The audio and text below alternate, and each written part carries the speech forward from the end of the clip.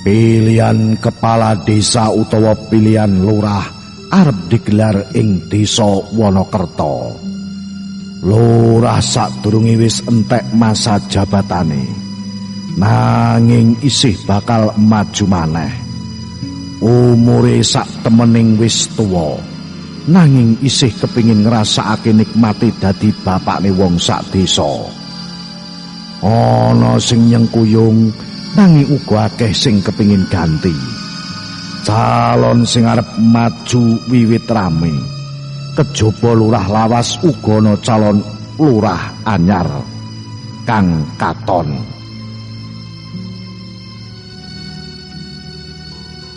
Calon-calon kuwi mungguhi aku ora ana sing bisa diarep-arep. Yen aku milih kowe wae arek sing maju, kandhane Purwadi.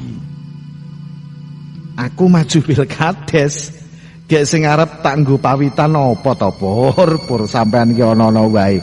Aku mbok kon maju pilkades, duit apa sing tak nggo? Sampean ki ana-ana wae. Harsono Endo. Lho, kowe lak sregep ing kegiatan kampung, melu badminton ning lapangan kelurahan, akeh sing tepung, tuwa apa dene enom. Nek aku dadi kowe pilih macung, Har. Purwadi nyurung. Pur. Aku ki luwih seneng ngene wae, ngurusi iwak. Wangsulaning Harsono karo nyebar pakan iwak ing Blumbang. Wis enom lho, Har. Sapa ngerti kena kanggo panjatan kanggo kalungguhan sing luwih dhuwur. Contone kae Sutoyo, Lurah Karangjati, dadi lurah mung 2 periode banjur maju dadi anggota DPRD. Saiki kelakon lungguh ing DPRD kabupaten. Kae mesti sing ngoyak sing luwih dhuwur, ambok nowo ngincer dadi bupati, ya ta? Aku ora ngipi, Pur, maju lurah iki rak ya nganggo dites barang to. Kuwi gampang, Har. Mengko aku bisa ngringanake supaya kowe lulus tes. Percaya, Har, kabeh bisa diberesi. Kandhane Purwadi karo nglungani. Harsono isih meneng. Kanca SMA kuwi pancen luwih pinter. Bisa dadi ASN nyambut gawe ana kabupaten. Dene Harsaya mung dadi peternak iwak. Senajan blumbange akeh lan yen pinuju panen entuk-entukane dhuwit uga gedhe, nanging ing saktengahing bebrayan dheweke kurang kajen. Beda karo Purwadi sing tansah diajeni wong mergo nyambut gawe ing kabupaten. Omahe Harsaya apik, duwe mobil barang, nanging kuwi mobil kanggo ngangkut iwak. Purwadi malah ora duwe mobil nanging genio masyarakat luwih ngajeni dheweke. Harsono pancen ngrasakake prabedan status sosial kuwi. Mula pangrimuke Purwadi mau wiwit mlebu atine. Bojone Harsono dodolan kain batik ana pasar. Pametune wong loro lanang wadon pancen nyukupi.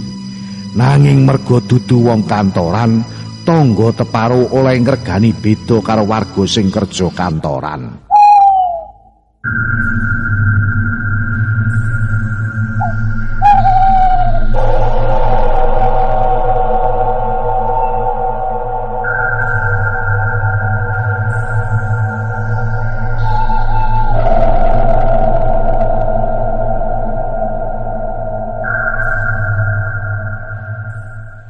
Bengine nalika anake loro sing isih SD wis padha turu, Harsono ngandharake apa sing dikandhakake Purwadi mau marang Peni bojone. Nanging Peni ora sarujuk Harsono maju calon lurah. Manut Peni dadi lurah mono kakean urusan, marakake sirah mumet. Luwih kepenak urip kaya saiki, santai ora kekurangan apa-apa. Harsono ngrasakake omongane Peni ana benere. Nyalon lurah ragate pancen ora sethithik, tur mengko umpama kepilih tanggung jawabe gedhe. Dina candhake nalika Purwadi dolan mrono, Harsono kandha yen Peni ora sarujuk. Sok ngono Purwadi nyoba menehi wawasan. Urip kudu wani ngadepi tantangan, Har. Kabeh kudu dibudidaya, jer Basuki mawa beya. Yen mengko kasil bojomu, anak-anakmu bakal ngrasakake kepenak. Kandhane Purwadi. Anu wae Pur, mengko yen Peni wis muli saka pasar, kowe dolan mrene. Dheweke ya dikandhani. Panjaluki Harsana. Iya, Har. Kandhaning Purwadi. Purwadi ora seneng yen lurah lawas sing bakale menang. Lurah inkan ben sing jenenge Subardi kuwi tumrap Purwadi angel diluk atine. Angel dienggokake. Subandi sugih akal. Njalari Purwadi ora bisa nyetir. Calon liyane Purwadi nyawang uga ora bakal bisa dicekel. Siji-sijine sing bisa dicekel mung Harsaya. Kathik Harsaya mono srawunging jembar. Wong sak desa akeh sing tepung. Mula Purwadi terus nglembuk supaya Harsana gelem maju. Baptes Purwadi janji bakal mbiyantu. Dheweke ngerti sapa sing dadi panitiane. Bareng Purwadi sing ngomong marang Peni, bojone Harsana iku lagi bisa nampa alasan yogene Harsana kudu maju lurah. Bab wragat wis ana gambaran. Purwadi uga nyagui bakal dadi tim sukses.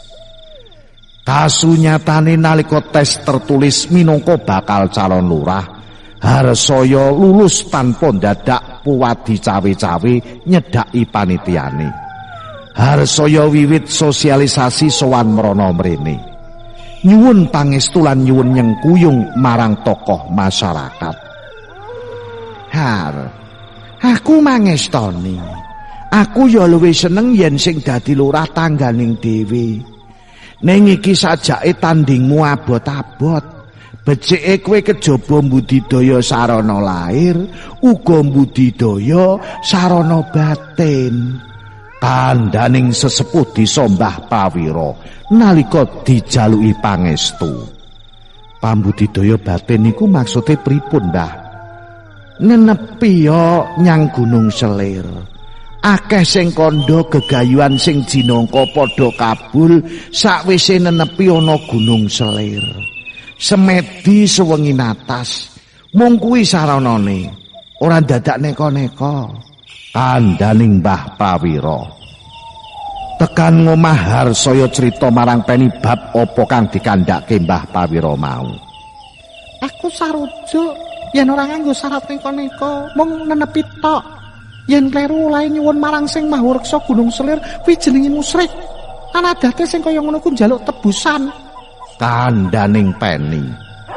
Entuk lampu ijo saka sing wadoning sakwijining wengi Harsana sida budal menyang Gunung Selir. Ora pati adoh saka omahe, awit mapane mung tangga kecamatan. Harsaya uga wis asring krungu menawa Gunung Selir mono papane nenepi wong-wong sing duwe gegayuhan.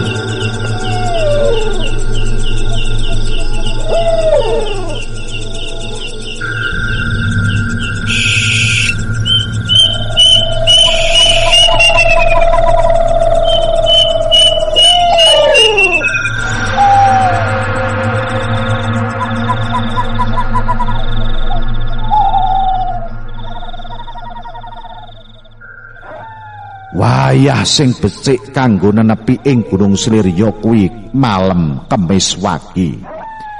Harsaya mangkat mrana wetara jam 8 bengi ijenan.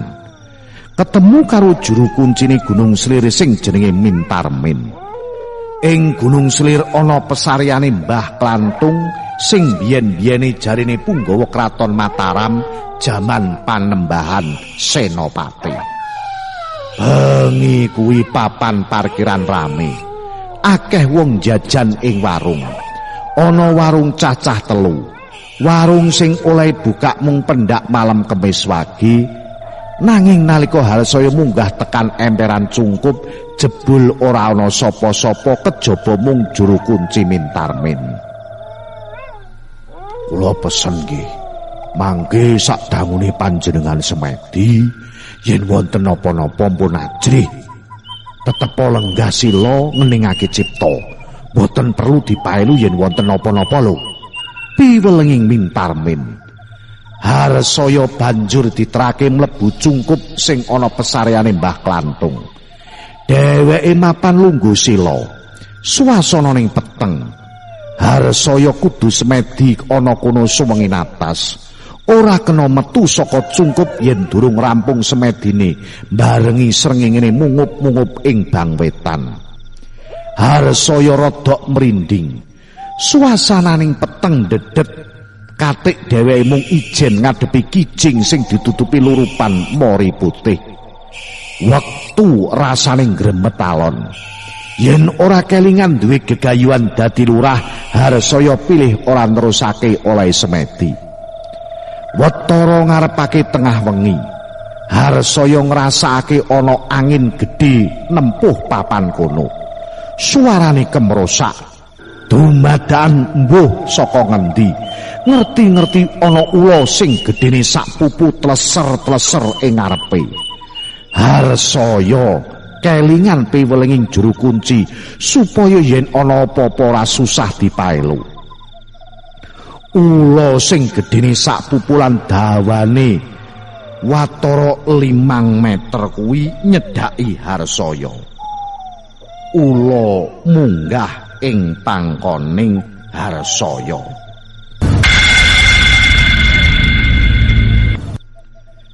Abot lan anyep, Harsaya tetep anteng. Ula banjur ndlosor mudhun saka pangkon lan lap ilang embuh menyang ngendi. Ora watara suwe ngerti-ngerti ana bocah gundul cacah 5. Padha jejogetan. Yen pas ngingetake Harsaya banjur padha ngiwi-iwi. Senajan solah bawane bocah cilik 5 kuwi lucu, nanging Harsaya ora kepingin guyu. Ora pasah digodha. Wusana wewujudan bocah cilik 5 kuwi ilang. Babar kuwi Harsana krungu kemro saking udan deres. Ana gluduk lan cleret kumilat. Barengi cleret gumebyar padang, Harsaya weruh ing ngarepe ana wanita lungguh lan dadakan cungkup kono dadi padang. Kowe kelingan aku sapa ya? Pitakone wanita kuwi. Harsaya mas padakake mencreng.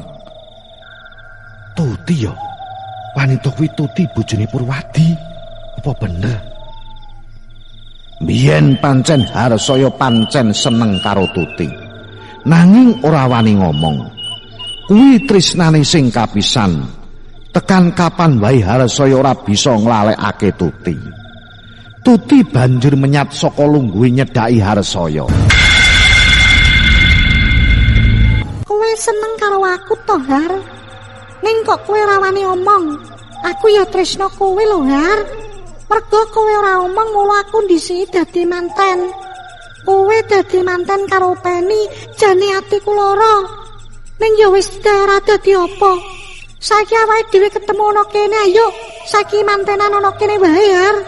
Kandhaning wanita kuwi. Harsaya sih tetep eling pesening juru kunci. Mokal Tuti kuwi mlebu cungkup. Batining Harsaya mangkono. Tuti saya cedhak ambune parfum wiwit mbuyarake ning ciptaning Harsana. Tanganing Tuti wiwit ngrayang nyawahi Harsana. Harsana terus budidaya ngeningake cipta. Nanging panggrayanging wanita kuwi wiwit ngambah papan sing wigati. Raine Tuti uga sangsaya cedhak karo raine Harsaya. Ambekaning wanita kuwi kaya bubar mlayu banter krengosan. Wis budidaya ngetok kekuwataning, nanging wusanane bentengi Harsaya jebol. Ora kuat, dasare Harsaya tetep isih nyimpen rasa seneng marang Tuti. Mula dheweke banjur nglanggati, kinekep lan arep dicecep lambene. Nanging dumadan keprungu swara guyu cumengkling, lan wanita sing dikekep dening Harsaya mau malih dadi pocongan. Harsaya menyat banjur mlayu sipat kuping metu saka cungkup. Pocong kuwi ngoyak. Harsaya terus mlayu karo girap-girap. tekan papan parkir kendaraan kena padange lampu pocong ilang. Harsaya megap-megap. Enten apa, Mas? Pitakoning tukang parkir. Pocong, kula diuyak pocongan. Wangsulane Harsaya isih krengosan. Mboten enten apa-napa kok. Pun Mas sakniki mlebet warung mriku mawon riyin, ngunjuk wedang kersane tenang. Mangke terus kondur, warung niku ngebyar kok, Mas. Bukake mawon dalu. Kandhaning tukang parkir. Harsaya manut karo igwe tukang parkir. Dheweke mlebu salah sijining warung. Aba njaluk wedang jahe. Mbok menawa marga wis bengi, rodok sepi, sing jajan mung sethithik. Papan parkir sing mau rame ya wis suda. Harsaya banjur ngombe wedang jahe lan ngemplok gedang goreng adem sing klomoh lenga. Wedang lan gedang entek, mbayar terus marani parkiran jupuk montore. Ana rasa isin dene jebul dheweke ora tahan uji. Motor agi-agi dibandangake selak kepingin tekan ngomah. Nanging durung nganti adoh saka kono, ngerti-ngerti ing tengah dalan ana pocong jumbul-jumbul. Harsaya bingung, motor wis kebacut mlayu rikat. Dheweke nyoba ngindani aja nganti nabrak pocong kuwi. Ngerti-ngerti mak brak pet kabeh peteng dedet. Harsaya ora eling apa-apa. Bareng eling jebul dheweke wis ngatang-atang neng rumah sakit. Nalika mripate melek, Peni wis ana kono. Praupane katon sedih. Semono uga Purwadi lan Tuti bojone. Weruh Tuti sakala Harsana bali girap-girap. Pocong! Bengoke karo tuding-tuding Tuti. Semene cerita misteri saka aku. Salam Jimatres, salam misteri. Au.